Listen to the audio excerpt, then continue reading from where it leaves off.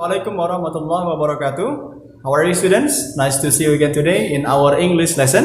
Senang sekali bisa berjumpa kalian kembali dalam pembelajaran bahasa Inggris kita hari ini.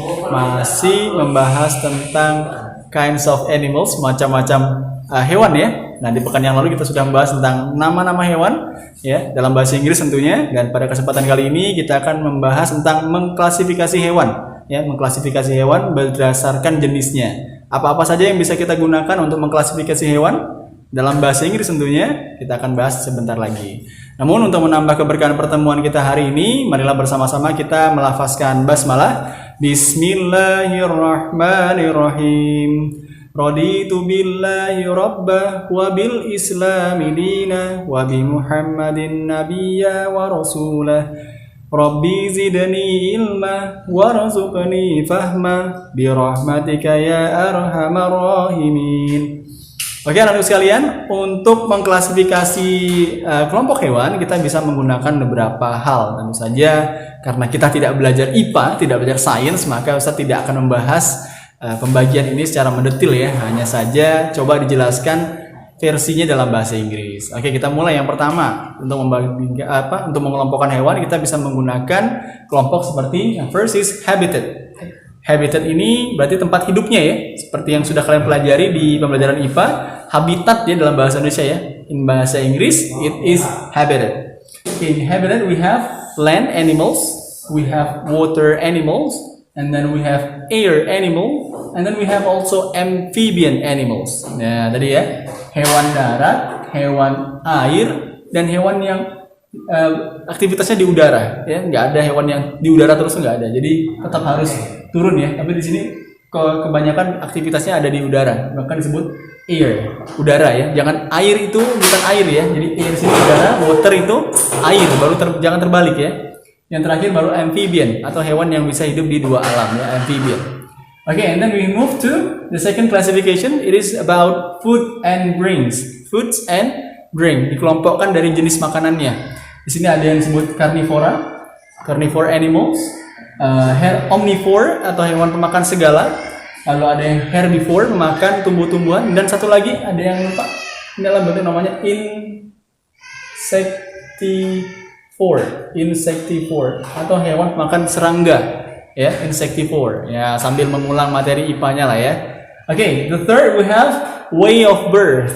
Way of birth. Cara hewan tersebut dilahirkan atau berkembang biak. Di sini disebutkan ada ovipar, hewan yang bertelur ya. Lalu ada vivipar, hewan yang melahirkan ya, melahirkan. Yang terakhir ada ovivipar atau hewan yang bertelur lalu melahirkan. Nah, ini seperti benar-benar pelajaran IPA ya. Just the same like we are learning about science. Okay, and then we move to this one. The fourth classification is about physical appearance atau tampilan fisik. Nah, di sini ada yang disebut insect animals, we have mammals, and then we have fish. Ada insect, serangga, ada mammals, hewan mamalia, dan ada fish, ikan. Nanti ada juga birds ya, burung ya. Di sini tambahkan sekalian birds. Oke, ya, mungkin lebih banyak lagi ya. Nanti kalian bisa cari lagi klasifikasi berkaitan dengan physical appearance-nya ini ya. Ini ada serangga, mamalia, dan fish, ikan, lalu birds. Kenapa dikelompokkan berbeda mamalia dengan ikan? Misalnya kita ambil contoh ikan paus. Paus ya. Paus itu ikan atau bukan? Ternyata paus itu bukan ikan ya. Dia termasuk mamalia air ya, sama seperti lumba-lumba. Dia tidak disebut sebagai fish tapi disebut mammals ya. Kalau selama ini kita mikirnya ikan paus, ternyata bukan ikan ya. Mereka adalah biota laut ya, termasuk mamalia. Oke, berikutnya ada yang terakhir yang paling penting adalah pengelompokan hewan berdasarkan halal dan haram ya, berdasarkan halal dan haramnya. Sebagai seorang muslim kita sangat memperhatikan hal ini ya. Halal dan haram ini sesuatu yang sangat penting mutlak bagi seorang muslim untuk mengetahuinya. Apakah hewan tersebut halal atau haram, tidak hanya dalam konteks dikonsumsi atau dimakan, namun juga apakah boleh dipelihara atau tidak, atau boleh dipegang atau tidak, atau menyebabkan najis atau tidak. Nah, seperti itu ya. Dan hewan-hewan tadi itu menjadi pembelajaran bagi kita juga kenapa Allah Subhanahu wa taala menciptakan hewan-hewan tadi. Jadi seekor hewan itu diciptakan Kalau memang tidak ada gunanya, kenapa diciptakan? Ya, pertanyaan kita sering seperti itu ya. Kenapa Allah ciptakan babi? Kenapa diciptakan lalat? Kenapa diciptakan nyamuk kalau memang tidak penting dan mengganggu ya?